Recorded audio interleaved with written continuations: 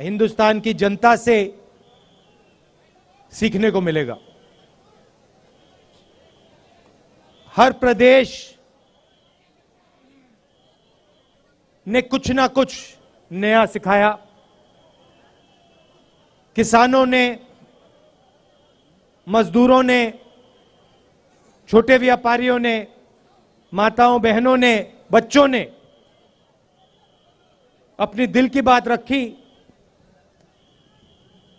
अपना दर्द रखा। किसानों ने हमें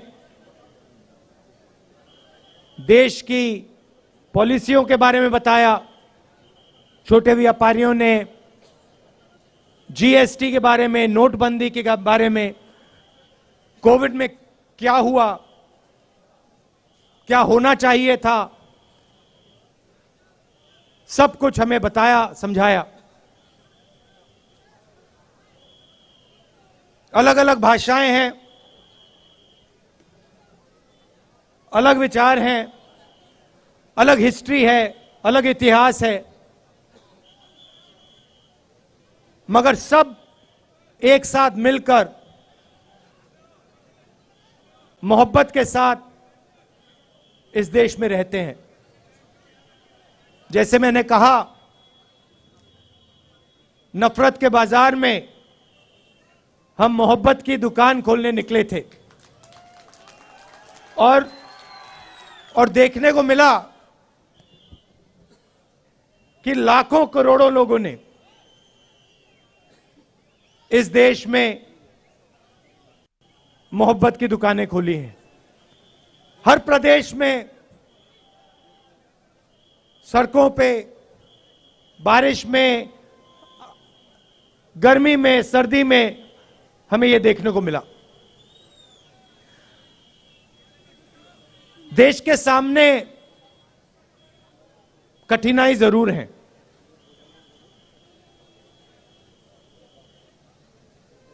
लोकतंत्र पे आक्रमण हो रहा है।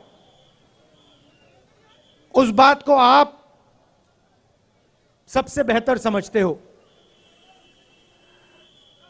यात्रा से पहले हमने पार्लियामेंट में मुद्दे उठाने की कोशिश की। लोकसभा में, राज्यसभा में हमने भाषण देने की कोशिश की। नोटबंदी पे, गलत जीएसटी पे, किसान बिल पे, जो चाइना हिंदुस्तान की जमीन ले गया है, 2000 स्क्वायर किलोमीटर ले गया है, उस पे, मगर हमें लोकसभा में बोलना नहीं दिया। जैसे ही हम बोलने की कोशिश करते थे, माइक ऑफ कर दिया जाता था। मैंने भाषण के शुरुआत में आप सबसे कहा, प्रेस के हमारे जो मित्र हैं उनका यहां मैंने स्वागत किया, मगर इनका भी काम लोकतंत्र की रक्षा करने का होता है। टीवी पे, अखबारों में, मैगजीन्स में सच्चाई रखने का इनका काम होता है। पिछले प्रेस कॉन्फ्रेंस में मैंने इनसे सवाल पूछा, प्रेस वालों से सवाल पूछा। आमतौर से ये पूछते हैं। मैंने पूछा, भैया एक बात बताओ, आप नरेंद्र मोदी जी का चेहरा 24 घंटे दिखाते हो, आप ऐश्वर्या राय जी की बात करते हो,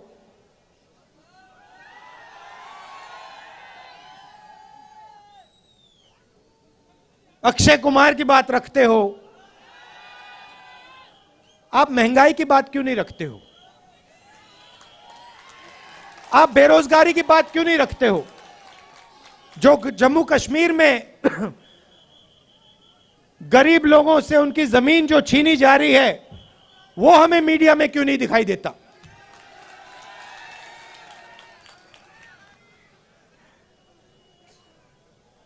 जो कश्मीरी पंडितों के साथ यहां सरकार अन्याय कर रही है। आज सुबह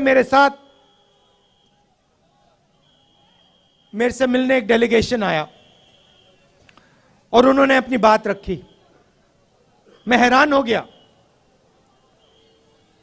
उन्होंने कहा, और मैं मीडिया के सामने ये कहना चाहता हूं, उन्होंने मुझसे कहा कि जब उनका डेलीगेशन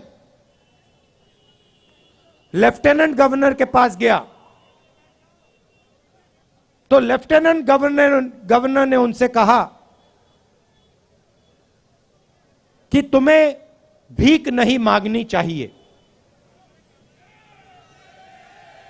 यह देखिए, लेफ्टिनेंट गवर्नर ने कश्मीरी पंडितों के डेलीगेशन को कहा कि आपको भीख नहीं मांगनी चाहिए।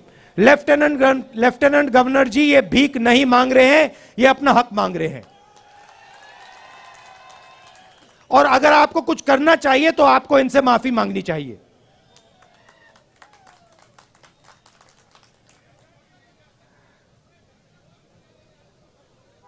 यहां पे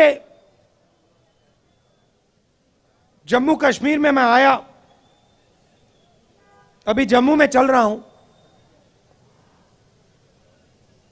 और यहां पे आपके लोग मुझसे मिल रहे हैं, माताएं, बहनें, युवा, बच्चे, किसान, सब मिल रहे हैं। यहां आते हैं, सड़क पे आते हैं, मेरे साथ चलते हैं और अपनी दिल की बात रखते हैं। दो तीन चीजें मैं, जो वो मुझे कह रहे हैं, मैं आपको कहना चाहता हूं। वो आप जानते हो मगर मैं दोहरा देता हूं। सबसे पहले मुझे कहते हैं कि जम्मू में जो पहले, अभी आता हूं बेरोजगारी के बारे में बोलता हूं, कहते हैं कि जो पहले जम्मू के लोग व्यापार करते थे, जम्मू कश्मीर के लोग चलाते थे, आज बाहर के लोग जम्मू और कश्मीर को चला रहे हैं।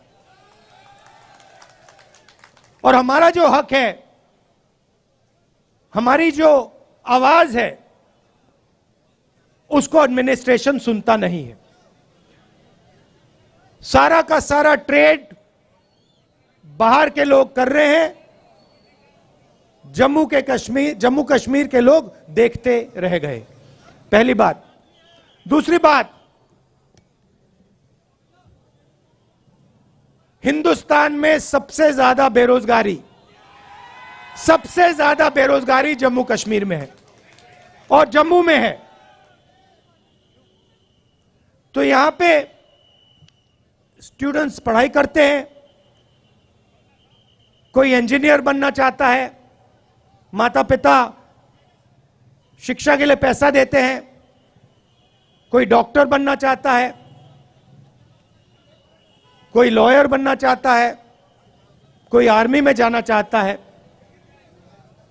पढ़ाई करने के बाद पता लगता है कि इस प्रदेश के लोग, प्रदेश के युवा लॉयर, डॉक्टर, इंजीनियर नहीं बन सकते हैं। पहले एक और रास्ता था, आर्मी का रास्ता था, वो भी आज बंद कर दिया है। बीजेपी के लोग नई योजना लाए हैं, अग्निवीर योजना लाए हैं, और इनको जो आर्मी का इथोस है, इनको वो ही नहीं समझ आया। देखिए, किसी भी काम को सीखने में कम से कम 7-8 साल लगते हैं। सही बात है? सही? आप खाना पकाती हैं? आपको कितने साल लगे? खाना पकाने में, सीखने में कितने साल लगे आपको? 7-8 साल लगे? मतलब एक्सपर्ट आप 7-8 साल में बनी? नहीं। तो किसी भी काम में 7-8 साल लगते हैं। आर्मी जो है एक परिवार है। जो सेना लड़ती है, वो रिश्ते के बल पे लड़ती है। सैनिकों के बीच में जो रिश्ता होता है उसके बल पे लड़ती है। वो रिश्ता 1-2 साल में बनता ही नहीं है। वो रिश्ता, उस रिश्ते को बनने के लिए, मजबूत होने के लिए कम से कम 7-8 साल लगते हैं। ये जो बीजेपी के लोग हैं, इनको ये बात समझ नहीं आई। ये सोचते हैं कि आर्मी की ट्रेनिंग 6 महीने में हो जाएगी, जो सीखना है वो 6 महीने में हो जाएगा। बिल्कुल नहीं। आर्मी में सालों लगते हैं एक सैनिक को तैयार करने के लिए। सालों लगते हैं उस सैनिक और दूसरे सैनिकों के बीच में रिश्ता बनाने के लिए। तो ये अग्निवीर योजना जो है, ये हिंदुस्तान की सेना को कमजोर करने की योजना है।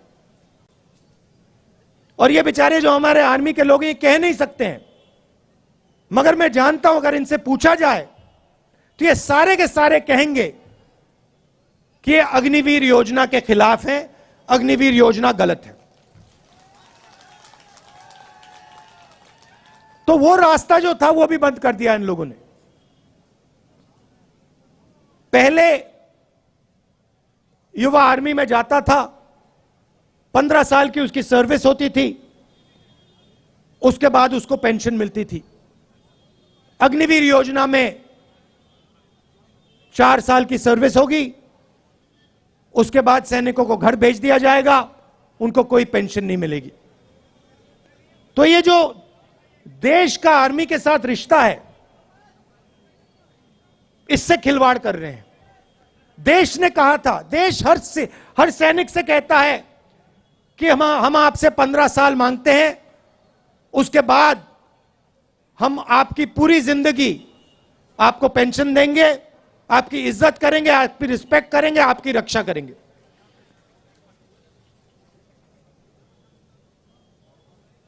तो ये अग्निवीर योजना जो पहले युवाओं के लिए एक रास्ता था, ये भी इन्होंने बंद कर दिया।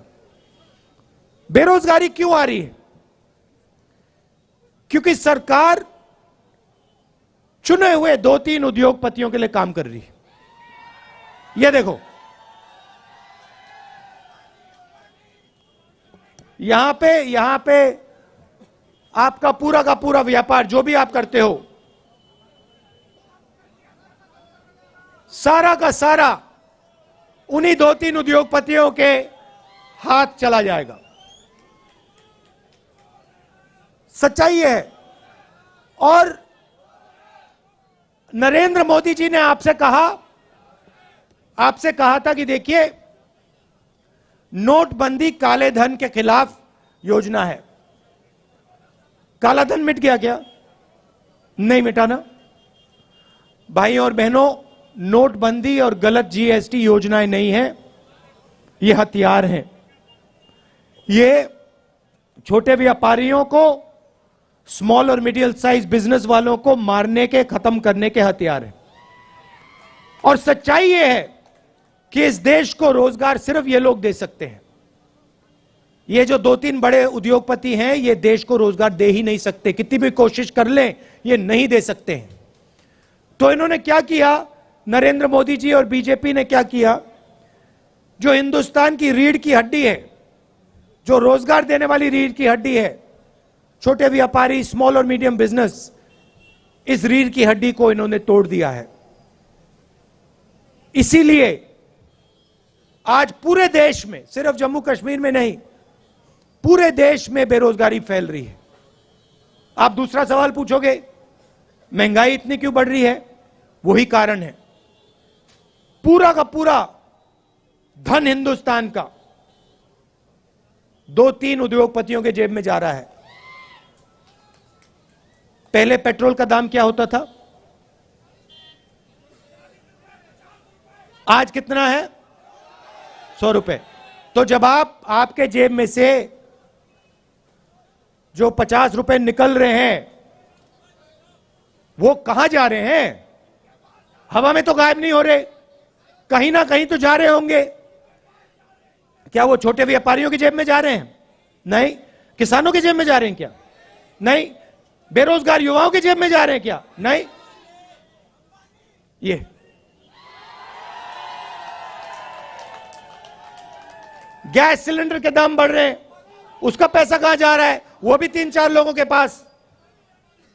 अभी यहां पे आपका सेब आते हैं, सेब बिकते हैं, फायदा किसको जाएगा देख लेना।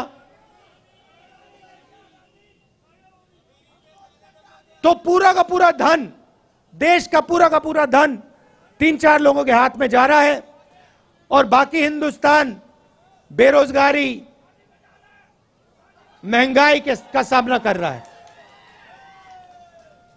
इसलिए हमने ये यात्रा कन्याकुमारी से कश्मीर तक शुरू की और इसमें आपने हमारी जबरदस्त मदद की है। आप ये मत सोचिए कि 3,500 किलोमीटर चलना आसान है। यह आसान काम नहीं है। जब हमने शुरू किया था हमने सोचा कि ये देखो काफी मुश्किल काम है, मगर चलने के बाद पता लगा ये तो आसान है, कोई मुश्किल नहीं है इसमें।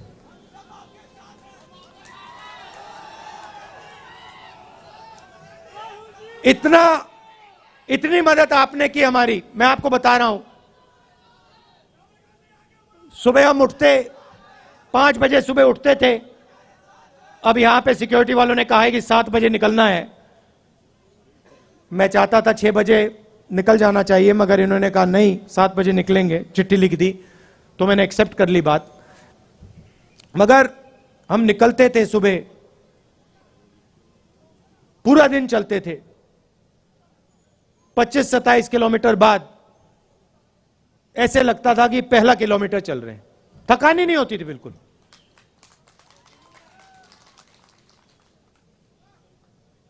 पूरा अपने पूरी मदद की, पूरी शक्ति डाली, प्यार दिया यात्रा को।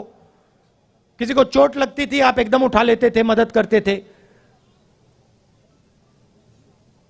काफी लोगों को चोट लगी, अस्पताल जाना पड़ा, आपने एकदम मदद की। हमारे यात्री चलते हैं, रेस्टोरेंट में, ढाबे में खाना खाने जाते हैं, उनसे कहते हैं कि भैया हम आपसे पैसा नहीं लेंगे, आप भारत जोड़ रहे हो, हमें आपका पैसा नहीं चाहिए। ये देखो, ये कह रहे हैं आज नहीं लिया। पूरे देश में, तमिलनाडु से केरला, कर्नाटक, महाराष्ट्र, हर प्रदेश में जहां भी हम जा रहे हैं, हमारे यात्रियों से आप पूछिए, रेस्टोरेंट में, ढाबे में उनको पैसा नहीं देना पड़ता। ये प्रेस वाले पूछते हैं राहुल गांधी टी शर्ट में क्यों है? राहुल गांधी टी शर्ट में क्यों है? आप इतना प्यार दे रहे हो, इतनी मोहब्बत दे रहे हो कि मुझे ठंड नहीं लग रही। भैया इनको बात नहीं समझ आएगी, आ ही नहीं सकती। मैं आपको बता रहा हूं, पसीना आ रहा है मुझे अभी। तो ये मुद्दे हैं। और सबसे बड़ा मुद्दा अंत में जो आपका स्टेटहुड का मुद्दा है, उससे बड़ा कोई मुद्दा ही नहीं है। तो आपका हक, पूरा का पूरा हक इन्होंने छीन लिया। तो एकदम कांग्रेस पार्टी पूरा समर्थन आपको, जो आपका स्टेटहुड है उसको रीइंस्टेट करने में पूरा हम दम लगा देंगे। आपने इतना प्यार दिया, दिल से आपका मैं धन्यवाद करना चाहता हूं। और अभी हम आपके साथ और चलेंगे, आपसे मिलेंगे, इसके लिए बहुत बहुत धन्यवाद।